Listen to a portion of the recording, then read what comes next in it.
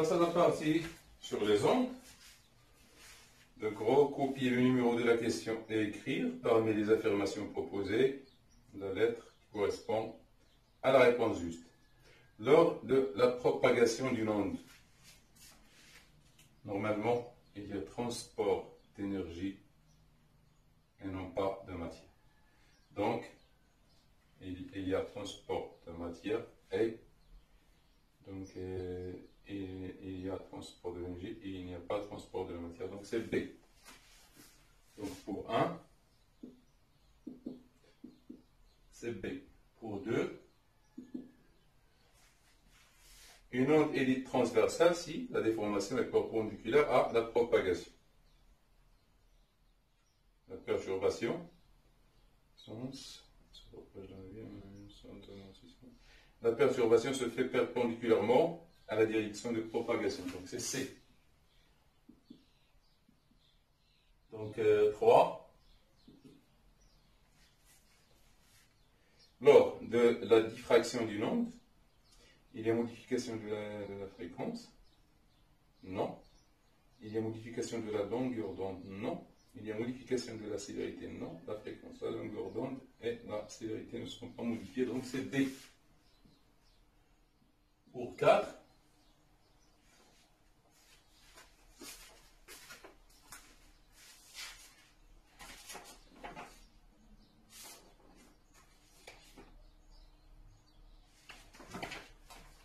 on considère le point M de la surface de l'eau où se propage, donc 4 pour 4, c'est où est 4?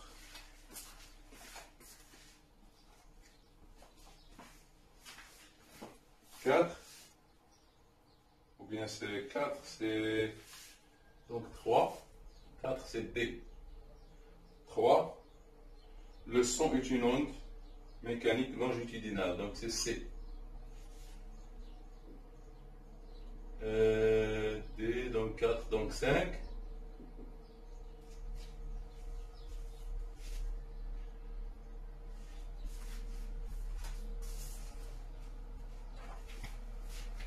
On considère un point, 1, 2, 0, donc c'est D qui est juste. Donc je vais revoir.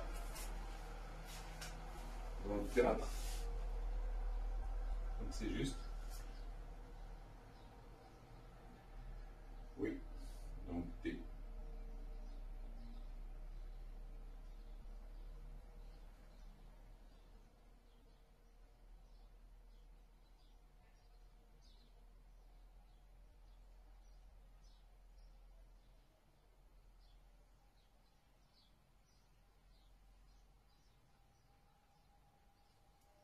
Donc c'est ça. Au deuxièmement, le point S d'un vibreur crée une onde progressive sinusoïdale et en exploitant la figure ci-contre, détermine la longueur d'onde lambda. Donc 2 lambda, donc premièrement, 2 lambda à quoi est égal? Est égal à 1 cm. Ce qui implique que lambda est égal à 1 demi, qui est égal à 0,5 cm. Trouver la fréquence N de l'onde. 2. Lambda est égal à C, ou bien V, sur N, ce qui implique que N est égal à V sur lambda. Donc N est égal à 0,25 sur 0,5, 10, moins 2. Donc c'est 0,5 qui est égal à 50. Alors, troisièmement, c'est facile. C'est très facile. On considère un point M de la surface de l'eau situé à une distance D, oui, calculer le retard taux. Donc taux, vous le savez, qui est égal à SM, qui est égal à D sur V, qui est égal à 5, 10 moins 2, sur 0,25 sur 0,25, donc combien, c'est 0,2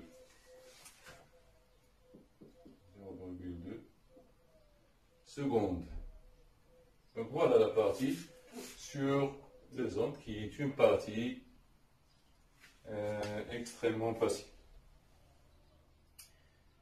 La partie nucléaire.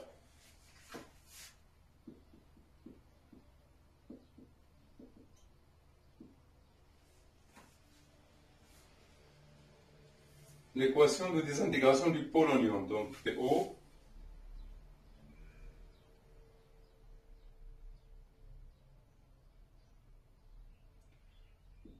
donc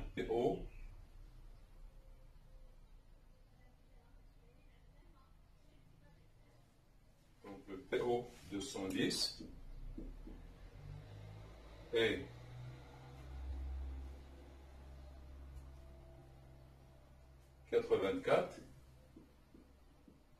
qui donne le PV plus HE 4,2, donc ici AZ.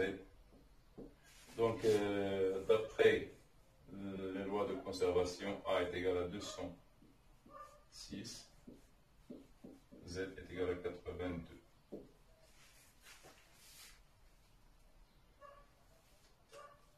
L'énergie libérée lors de la désintégration du noyau de polonium. Voilà, vous avez ici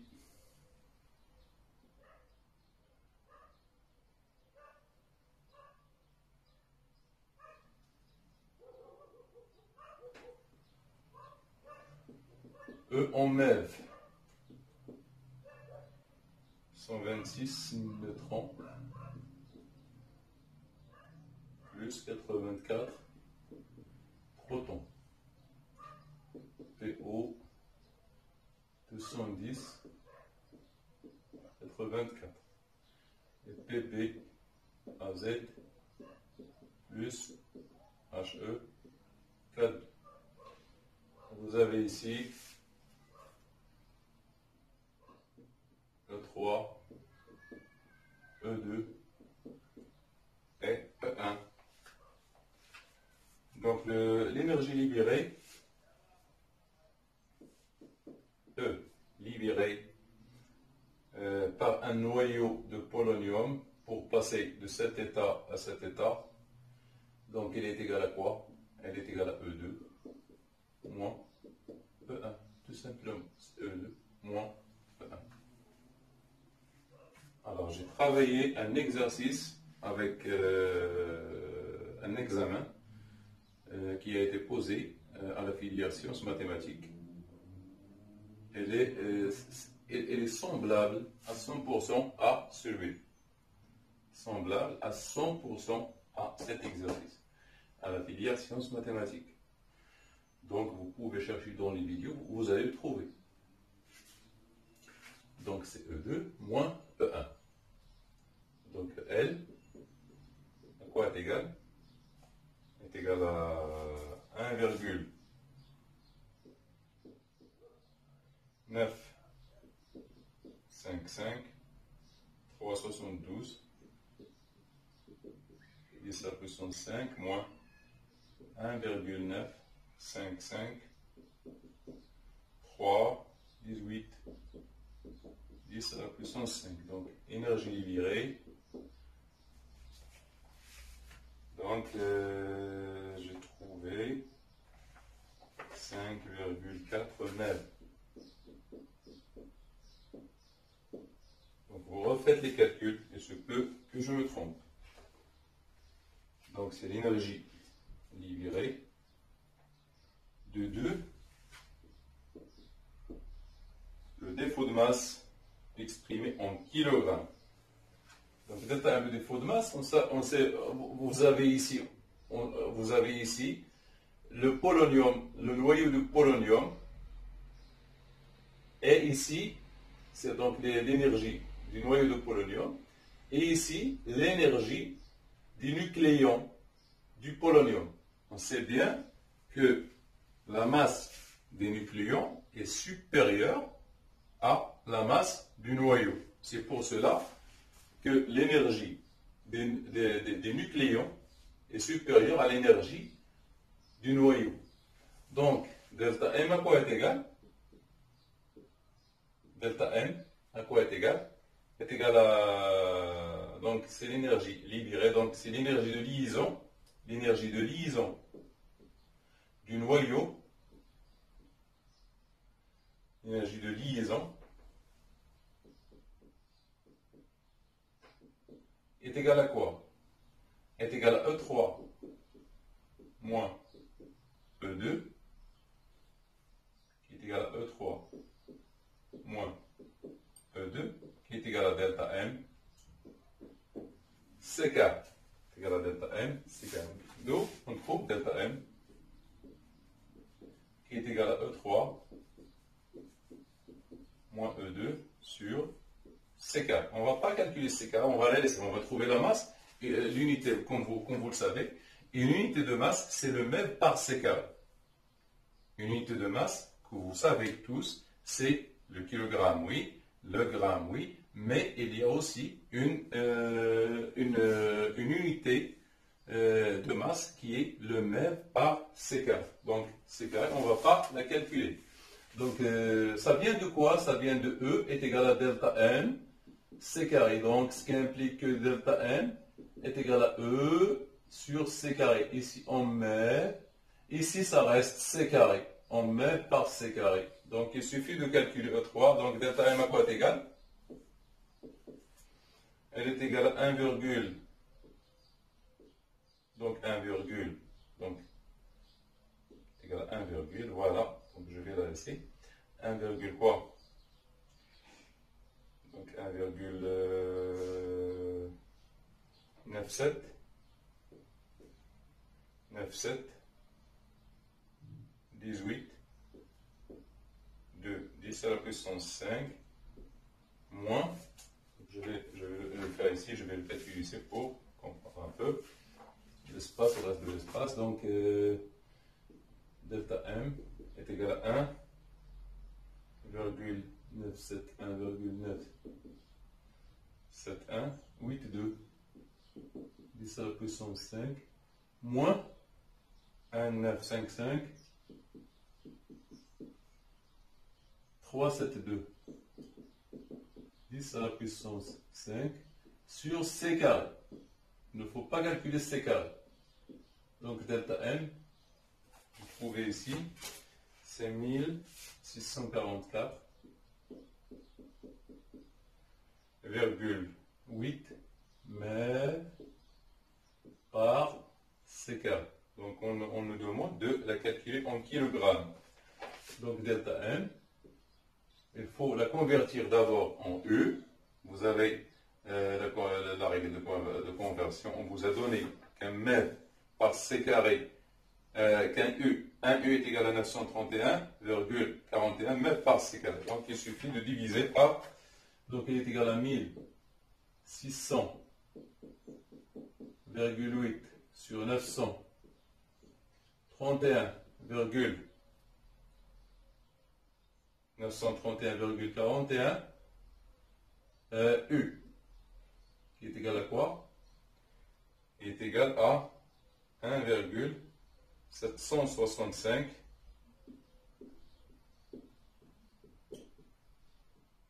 9U. Donc en kilogrammes, il faut le convertir, il faut multiplier par, est égal à 1,7659 fois 1, quoi? On vous a donné 1,66 10 à la puissance moins 27 kg.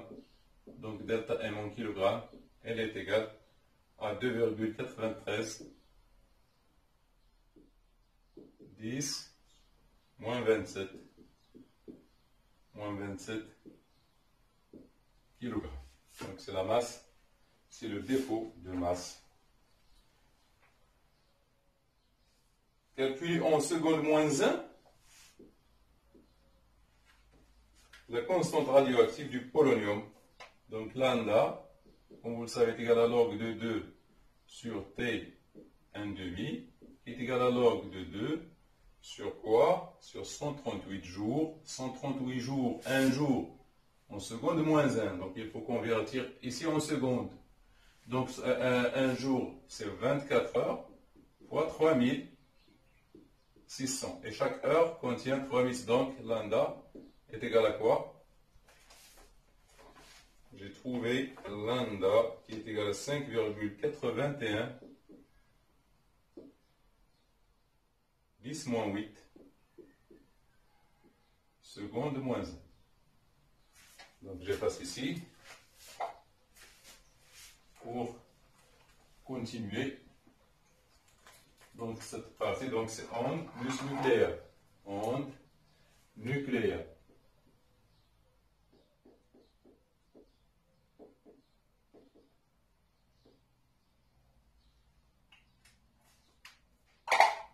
Donc je vais effacer ici.